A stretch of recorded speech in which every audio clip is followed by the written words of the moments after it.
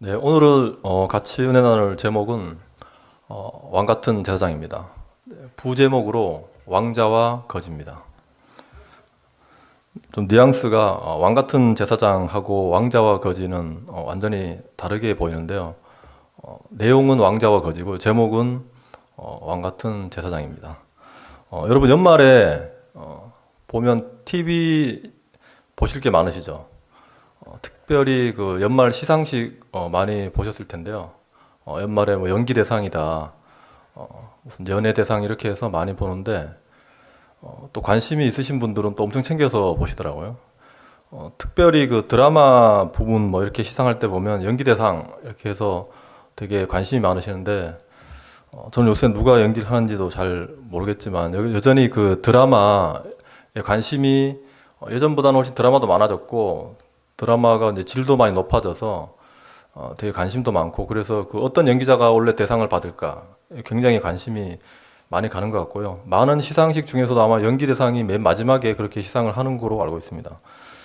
이렇게 뭐 시상식부터 말씀드렸던 거는 우리가 보통 많은 드라마를 보지만 저는 어느 순간 보면 이 드라마 주제들이 너무 똑같다는 생각이 드는 거예요. 한마디로 그 주제가 다 권선징악이다.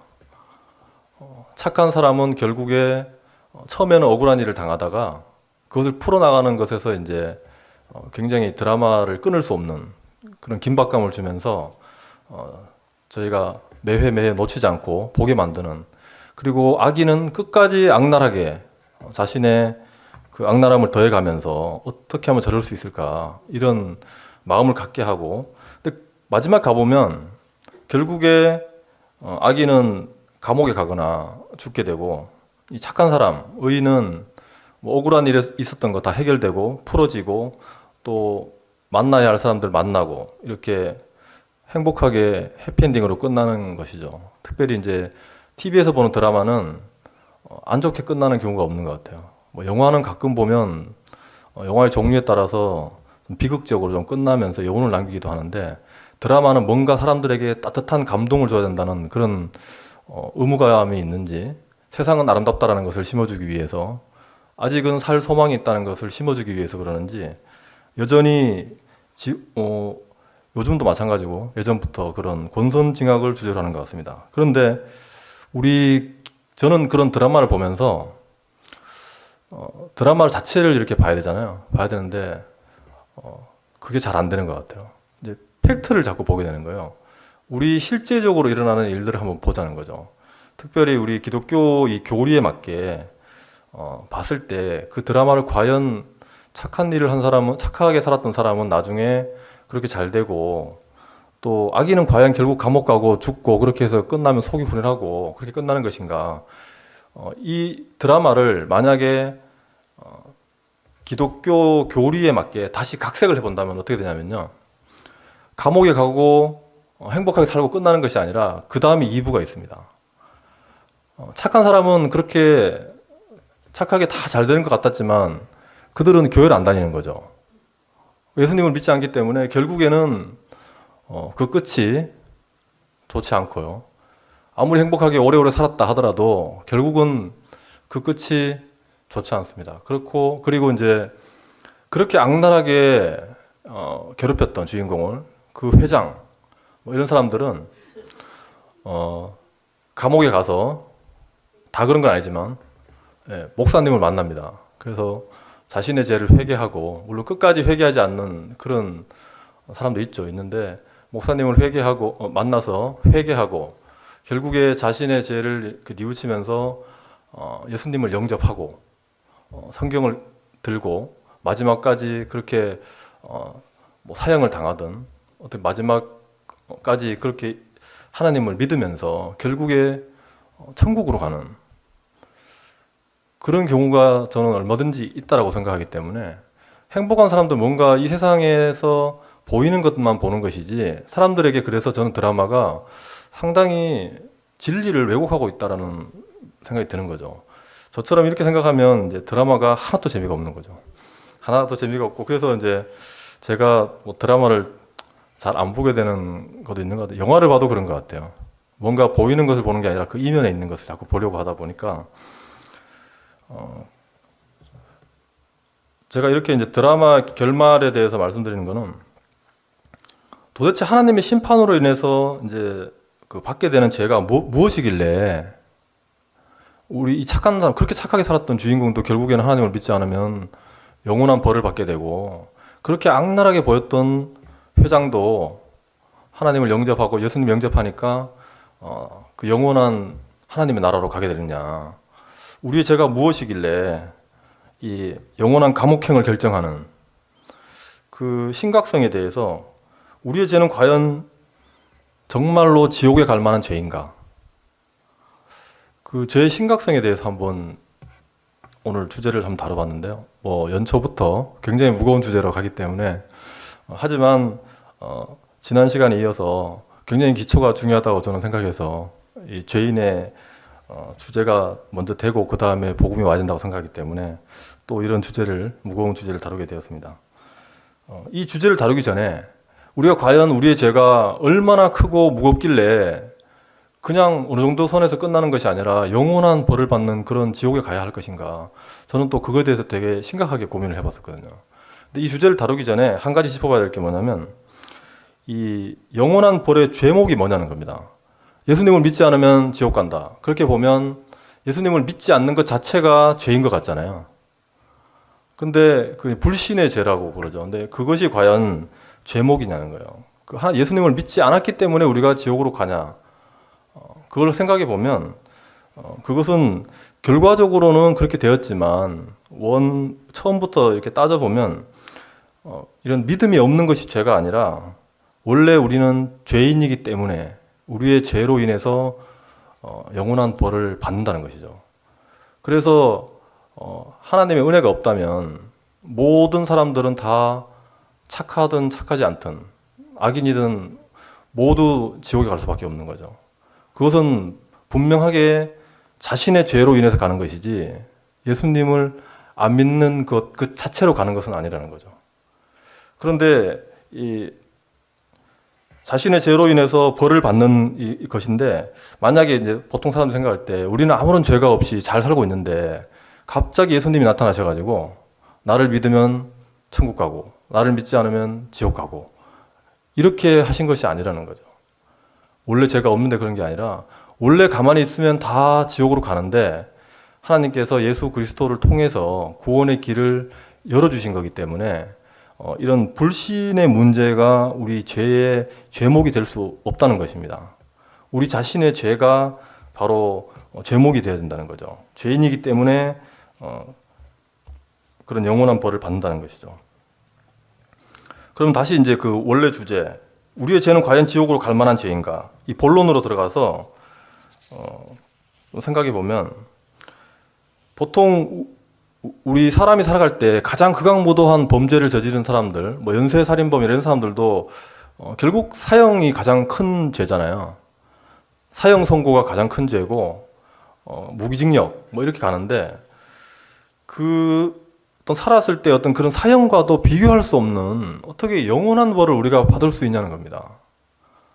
그게 먼저 예를 들어서 저한테 당신은 지옥에 갈 만큼 죄인입니까?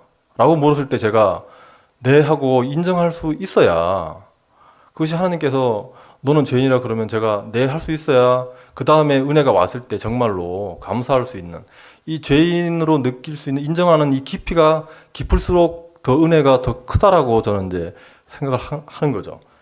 그래서 이런 엄청난 벌을 받을 정도로 정말 우리의 죄가 중대하고 심각하냐, 그것을 인정할 수 있느냐 하는 것입니다. 만약에 법정에 우리가 섰다라고 생각을 했을 때, 여기가 법정이라고 보면 판사가 이제 이렇게 질문하는 거죠. 저보고, 여러분 보고 이제, 피고는 자신의 죄를 인정하십니까?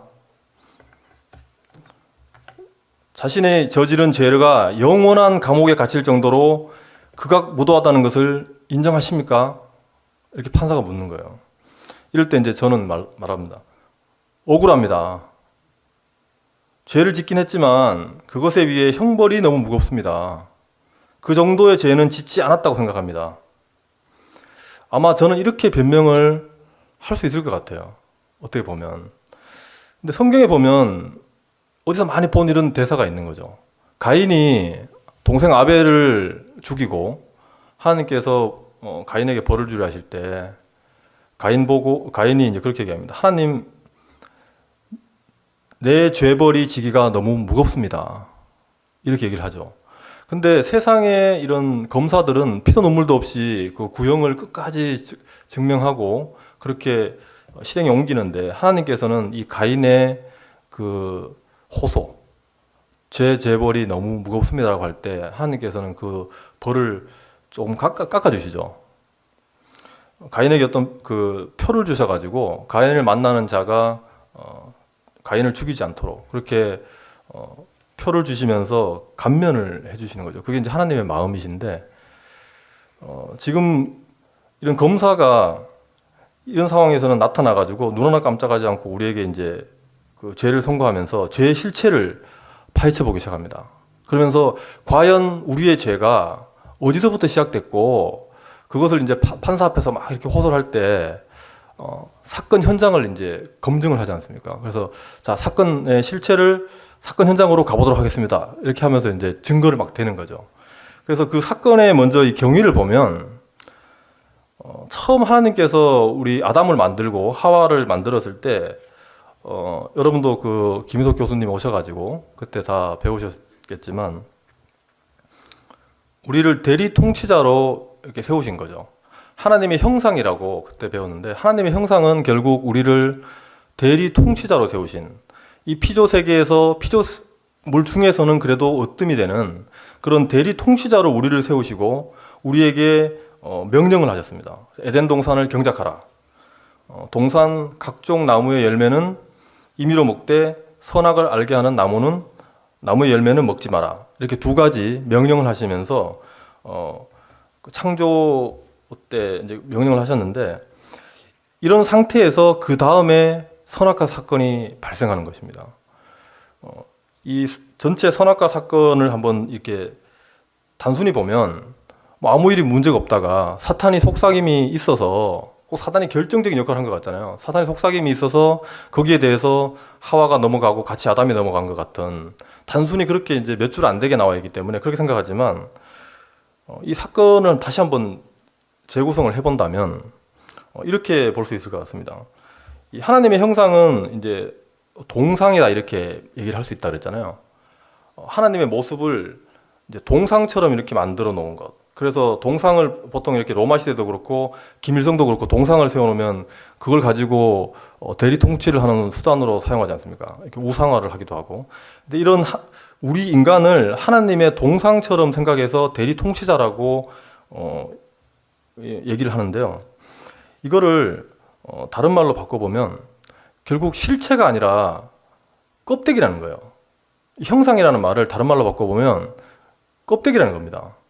안에 내용물은 아니고 껍데기라는 거죠. 형상만 가지고 있다는 거예요.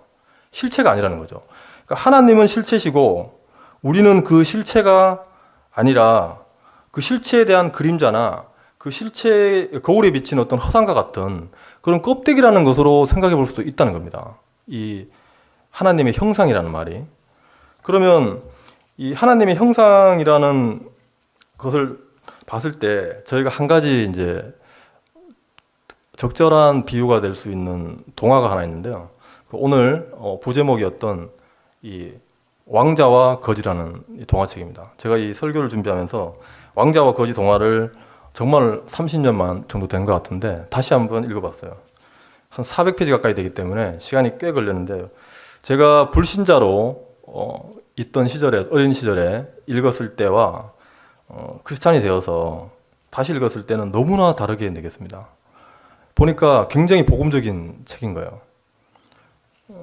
아마 이 쓴 그 마크 트웨인이라는 작가가 상당히 이런 복음을 제시하기 위한 어떤 메시지를 담고 책을 쓰지 않았나 할 정도로 제가 그런 거 많이 느꼈는데요.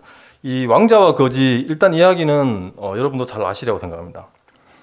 이 거지는 이제 굉장히 그 빈민촌에서 태어나가지고, 그런데 주변에 이제 어떤 좋은 환경이 있어서 글도 배울 수 있었고, 그러다 보니까 일반 거지 어린 아이들과, 또래 아이들과는 다르게 이 왕자의 생활을 꿈꾸고 자신의 상상에 걸맞는 이런 책들을 보면서 어느새 자기도 모르게 이 진짜 왕자인 것처럼 생각하고 이렇게 행동하기 시작했던 것입니다. 또 왕자 놀이를 즐기기도 하고 그렇게 이제 어린 시절을 보내던 와중에 진짜 왕자를 만나게 되는 거죠. 그래서 옷을 서로 바꿔 입게 되고 결국 진짜 왕자는 왕궁에서 쫓겨나게 되는데 거지 왕자가 그 왕자의 자리에 남아서 처음에는 이게 되게 어색하지 않습니까? 어색하다가 결국에는 이것이 이제 몸에 익숙해지는 거예요. 익숙해지고 어떤 명령을 내렸을 때 정말 왕의 명령처럼 시행하는 종들을 볼 때 뭔가 이 왕노릇하는 것이 자기가 원래부터 꿈꿔왔기 때문에 이것이 너무나 재미있다는 것을 이제 느끼기 시작한 거예요. 이 왕노릇의 매력을 점점 느끼기 시작했던 것입니다. 그래서 결국 이제 왕자로 있다가 진짜 그 위에 왕이 죽고 이 왕의 자리에 진짜로 오르게 될 때쯤 됐을 때 자신이 이 가짜라는 그 불안은 완전히 이제 사라져 버리고 완전히 이제 착각을 해버린 거예요. 착각을 하고 행동도 느긋하고 완전 행동 거지가 이제 몸에 완전히 배어버린 거예요. 그래서 원래 이제 그런 사람이었던 것처럼 그 화려한 옷과 화려한 장식과 이런 아주 의리의리한 침대에 눕는 것 이런 것들이 이제 너무나 자연스러워졌고 처음에는 혼자서 옷 입으면 된다라고 생각했던 것이 이런 몸종이 시종을 들지 않으면 이제 오히려 그것이 어색한 이런 상태까지 돼버린 거죠.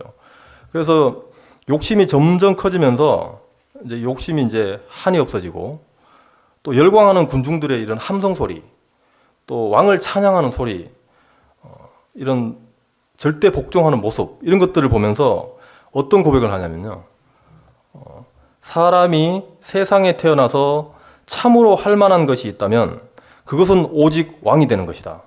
한 나라의 우상이 되는 것 뿐이다.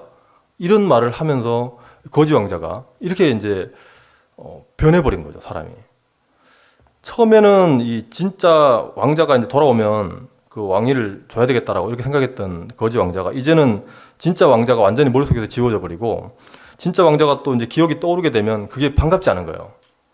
이 자리를 놓고 싶지 않으니까. 근데 이런 그 거지 왕자의 모습이 바로 이 아담의 모습이었다는 생각이 드는 거죠. 아담이 하나님께서 처음에 모든 피조물 가운데 왕노릇할 수 있도록 하나님의 형상을 입혀줬잖아요. 그러니까 이 동상이었던 하나님의 형상이었던 이 아담은 실제로는 어떻게 보면 이렇게 껍데기를 입고 있는 실체가 아닌데도 불구하고 실제로 왕이 아닌데도 불구하고 왕 노릇을 했던 건데 자기가 왕이 된 것처럼 착각을 했던 것입니다. 모든 피조물들이 자기에게 이런 복종하는 모습을 보면서 이 왕노릇의 맛을 알게 된 거죠. 이런 아담의 마음 상태에서 사탄의 유혹이 있었고 결국 선악과를 따먹는 것은 정해진 순서에 불과했던 것이죠. 호가호이라는 한자 성어를 아실 겁니다. 호가호이라는 것은 여우가 호랑이의 위세를 빌려서 호기를 부린다는 말입니다. 여우가 자기의 능력이나 자기 위치로서 그런 권세를 떨치는 것이 아니라 그 등 뒤에서 함께하는 옷을 입고 있었던 그 호랑이의 형상 때문에 자신이 그런 사자의 호랑이의 왕노릇을 할 수 있었던 건데 이 자신이 여우라는 것을 정체성을 망각한 거죠. 이 거지 왕자 또한 이런 착각을 하고 자신을 처지를 망각했던 그런 경우인데 이 아담 또한 그런 상태에서 범죄를 저질렀고 그래서 이 선악과 사건은 진짜 왕이 되고 싶어 했던 거지 왕자의 반역 사건이라고 볼 수 있다는 것입니다. 예전에 나온 영화인데요. 그 터미네이터라는 영화가 있습니다. 이 영화를 아시는 분들은 이제 연세가 좀 있으신 분들인데 모르시더라도 간단히 이게 이제 그 기계 인간을 다룬 건데요.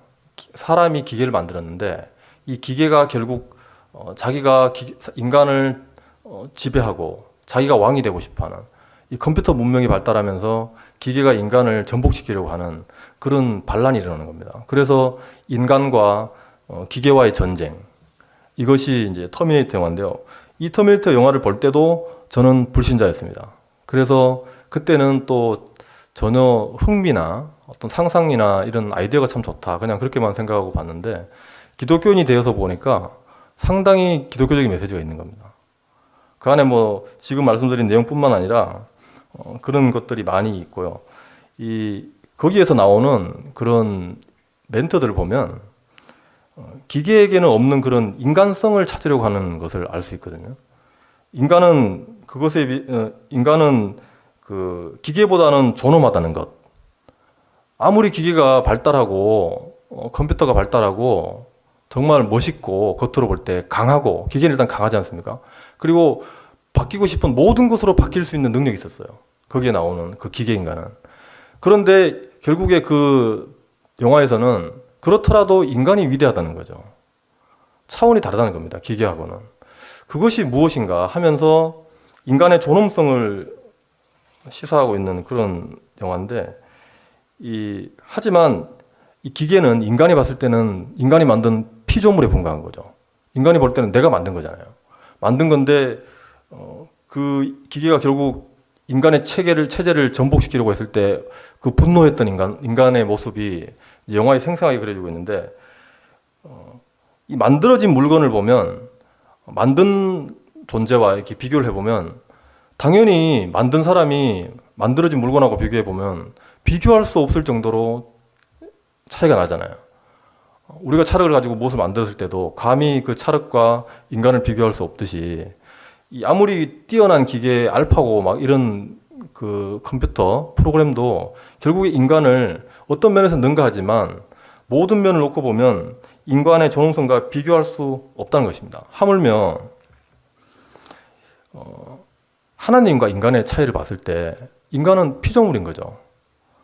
사람이 기계의 그 반란에 대해서 발끈했다면 정말 하나님이야말로 너무나 섭섭하실 뿐만 아니라 정말 발끈으로 따지면 엄청나게 화가 나셨을 거라고 그렇게 생각이 되는 거죠. 아마 이 기계들도 자신의 신분을 자신의 주인을 망각한 거죠.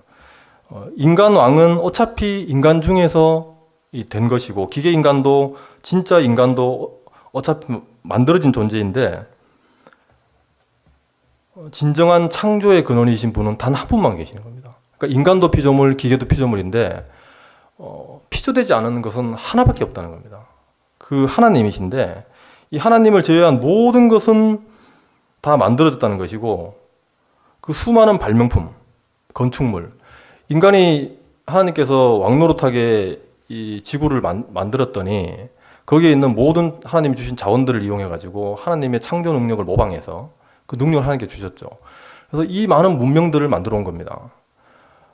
엄청난 건축물들과 필요한 것들, 우리가 맨날 끼고 사는 그 스마트폰, 뭐 이런 것들 만들면서 정말 인간의 능력은 대단하다 이렇게 생각하면서 이제 착각을 하기 시작했고 자기가 창조주라도 된 것처럼 이제 우쭐대고 사는 것이 세상 사람들인 것입니다. 이런 상황에 대해서 만약에 우리의 죄에 대해서 이제 판결을 내려본다면 이렇게 한번 생각해 볼 수 있을 것 같습니다. 창조주인 하나님과 그 나머지 모든 피조물들 사이에는 넘지 못할 하나의 선이 있는 거죠. 창조주와 피조물 사이에 어떤 하나의 선이 있는 거죠. 그리고 또 사람과 나머지 피조물 사이에도 하나의 선이 있는 겁니다. 하나님께서 처음에 만드실 때 그렇게 정해주신 거예요. 인간이 모든 피조물을 지배할 수 있도록 왕노릇할 수 있도록 인간을 제외한 모든 피조물들, 예를 들어서 동물이라든지 이런 존재들이 봤을 때는 인간이 왕처럼 보이는 거예요. 사람이 하나님을 볼 수 없듯이 동물들도 하나님을 볼 수 없잖아요. 동물이 볼 때는 사람이 하나님처럼 보이는 겁니다. 그렇지만 그래서 이제 이 인간과 이런 동물 같은 사이에는 동물이 넘을 수 없는 선이 있는 거예요. 그것처럼 하나님과 인간 사이에도 우리가 넘을 수 없는 선이 있는 겁니다. 창조주와 피조물이라는 어떤 이런 경계선이 분명하게 있는데 이 사람이 왕노릇하다 보니까 자신이 하나님의 자리에 올라가서 그 선을 넘어버리고 싶어하는 그 인간의 자리를 이탈해서 이 자신의 주제 파악을 하지 못한 이 사건이 선악과 사건이라는 것입니다. 평등을 적용할 수 없는 분야에서 평등을 주장했다는 거예요. 하나님과 나는 같은 왕, 까지만 하고 노릇은 빼고 그렇게 평등을 주장했던 이 하나님의 왕자를 넘보고 찬탈하려고 했던 쿠데타고 영모죄라는 것입니다. 이 세상에서 영모죄는 너무나 처참하게 처벌하지 않습니까? 너무나 참 잔인한 이야기들이 많기 때문에 굳이 말씀을 안 드리더라도 잘 아실 거라고 생각합니다. 그 에스겔 28장에 보면 이런 얘기가 있습니다. 내 마음이 하나님 마음 같은 채 할지라도 너는 사람이요 하나님이 아니거늘. 이런 말씀이 있습니다. 우리는 왕 같지만 절대 왕이 아니라는 것이고 진짜 왕이 되고 싶어 했던 사실은 거지였다는 것이죠. 그래서 우리의 제목은 무엇인지 감히 도저히 결코 상상할 수 없는 이 창조주의 자리를 품었던 것이고 기회가 왔을 때 결국 실행에 옮겼던 것입니다. 선악과 사건은 선악과를 따먹게 되는 순간 죄를 지은 것이 아니라 이미 그 전부터 마음속에 이 영모의 마음을 품고 있었던 그 음모가 결국 선악과 사건을 통해서 드러났던 실체가 드러났던 사건이라는 것이죠. 여러분 진화론을 아시죠? 진화라는 것은 사람이 원숭이에서부터 인간이 자랐다. 그것이 문제가 아닙니다. 사실은 원숭이에서부터 차근차근 와서 인간이 되었다라는 것이 말도 안 된다. 하나님께서 인간을 만들었는데 사실 본질은 거기에 있는 것이 아니라 그 다음에 있는 것입니다. 그 진화를 보면 사람이 점점 진화한다는 것이잖아요. 지금보다 앞으로 더 진화할 거라는 겁니다. 그러면 결국에 어느 자리까지 넘보냐면 하나님의 수준까지 어떻게 보면 진화할 수 있을 거라는 엄청난 생각들이 숨어 있는 거죠. 예전보다 지금 우리가 나아졌고 원숭이보다 우리가 나아졌고가 문제가 아니라 앞으로 인간은 하나님만큼 능력을 가진 존재로 진화할 수 있다는 것이 숨어 있다는 거죠. 그래서 진화론이야말로 창조를 거부하는 차원을 떠나서 현 시대에 있는 정말 엄청난 영모죄를 저지르고 있는 그러한 이론이라고 할 수 있는 것입니다. 특별히 이 진화론을 주장하는 사람들이 창조를 왜 틀렸다라고 얘기하냐면 창조를 인정하게 되면 사람이 망가진 게 되는 거예요. 처음에 하나님이 창조했을 때보다 지금 타락했다 그러니까. 그래서 원래 모습을 회복해야 된다 그러니까 우리는 망가진 게 되는 거잖아요. 근데 진화를 인정하게 되면 점점 나아지고 우리는 갈수록 나아질 거니까. 그래서 진화를 주장하고 싶어하는 그 인간의 이 마음속에 있는 그 탐욕과 욕심이 그대로 묻어나는 것이죠. 창세기 3장 5절에 보면 이런 말씀이 있습니다. 너희가 그것을 먹는 날에는 너희 눈이 밝아져 하나님과 같이 되어 선악을 알 줄 하나님이 아심이라. 이 구절에 보면 다들 잘 아시겠지만 하나님과 같이 되어 선악을 알 줄 하나님이 아심이라. 인간의 관심은 하나님과 같이 되는 것에 있지 선악을 알고자 하는 것에 있지 않을 수도 있는 거죠. 두 가지가 분명히 나오는데요. 하나님과 같이 되어가 있고 선악을 알 줄 이렇게 있는데 관심이 과연 선악을 알고자 하는 것에 있었는지 하나님과 같이 되고 싶은 것에 있었는지 저는 하나님과 같이 되고 싶었다는 데 마음이 있었다고 봅니다. 그리고 선악을 알고자 하는데 마음이 있었다 할지라도 선과 악을 알아서 선을 행하겠다라고 생각하지는 않았다는 거죠. 선과 악을 알아서 악을 버리고 선을 행해야겠다.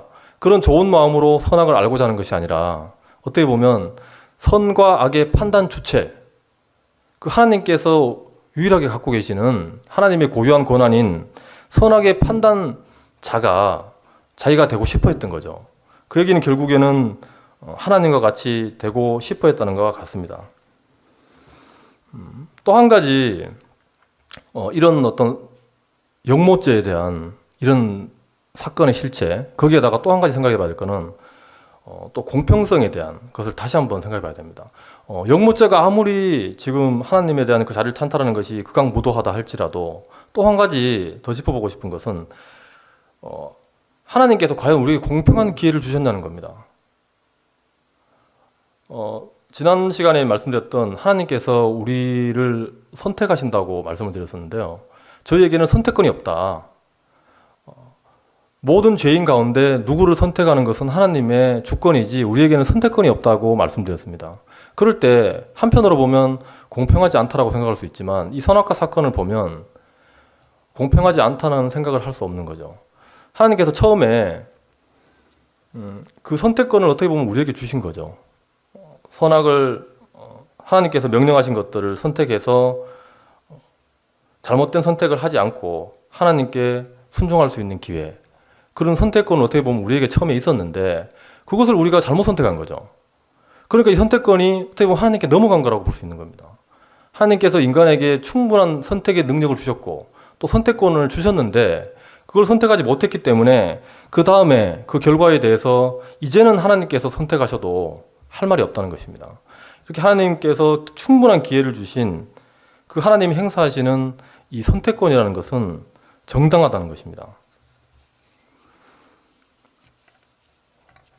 그래서 결론적으로 보면 우리가 이런 정말 지옥에 갈 수밖에 없는 이 죄인인데 이것을 정말 자복할 수 있는 그런 우리가 돼야 되고 또 이런 고백을 할 수 있어야 되는데 하나님께서는 이런 죄인들 중에서 일부를 택하셔가지고 오늘 읽은 말씀 중에 보면 어두운 데서 불러내어 기이한 빛에 들어가게 하시고 왕같은 제사장이라 불러주셨다라고 말씀하고 있습니다. 원래 우리는 왕같은 거지라고 볼 수 있는데 그런 왕위를 찬탈하는 그런 정말 어떻게 보면 거지라고 할 수 있을 정도의 그런 죄인인데 하나님께서는 그런 우리에게 처음에는 왕 노릇할 수 있는 기회를 주셨고 또 이제는 왕같은 제사장이라고 하면서 그리스도의 옷을 저희에게 입혀주셨던 것입니다. 거지 왕자가 걸치고 싶어 했던 그 왕자의 옷, 이 어울리지 않는 그런 왕의 옷이 아니라 우리에게 맞는 죄인에게 맞는 그리스도의 옷, 죄인에게 필요한 그리스도의 옷을 하나님께서 입혀주신 것입니다. 선악과를 먹고 부끄러워서 사람이 먼저 가린 것은 무화과나무 잎으로 이 치마를 만들어서 가렸습니다. 가렸는데 이 치마는 사람이 만들었지만 치마를 가지고는 온몸을 가릴 수 없잖아요. 근데 하나님께서 에덴 동산에서 이 아담과 하와를 쫓아낼 때 하나님께서는 가죽옷을 입혀주셨습니다. 이 가죽옷을 이제 원어로 보면 다리까지 내려가는 이런 긴 옷을 얘기하고 있는데요. 결국에 인간은 자신의 죄를 가릴 수 없지만 하나님께서는 만들어주신 그 옷으로는 인간 전체의 죄성을 가릴 수 있는 그런 긴 옷을 줬다는 거죠. 그 가죽옷이 결국 그리스도의 옷으로 나타나게 되는 것입니다. 이 왕자와 거지에 보면 어떤 인물이 또 한 명 등장하냐면요.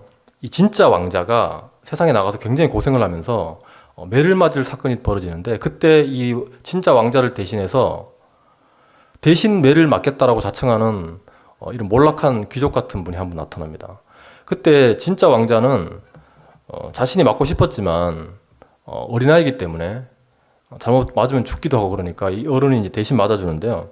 그럴 때 이 진짜 왕자는 이 부당한 이 처신에 대해서 자신을 대신해서 매를 맞고 있는 그 몰락한 귀족 어른을 향해서 이런 고백을 하는 거죠. 이제 자신을 돌봐주었던 사람이 이제 매 맞는 모습을 보면서 자신이 맞는 것보다 더 아파하는 거예요. 그러면서 자기가 정말 나중에 왕이 정말 되면 왕으로 돌아가면 이런 부당한 것을 바로 잡겠다 하면서 차마 그 맞는 장면을 바라보지 못하고 이제 눈물을 흘리면서 지금 이 순간을 나는 꼭 기억할 것이다. 나중에 내 기억에서 결코 잊지 않고 사라지지 않을 것이고 나중에 왕이 되면 이런 나라 이런 부조리들은 고칠 것이다. 그리고 나에게 이 은혜를 베풀어 준 저 사람에게 백작을 자기를 수여할 것이다. 이렇게 다짐을 하는 것입니다.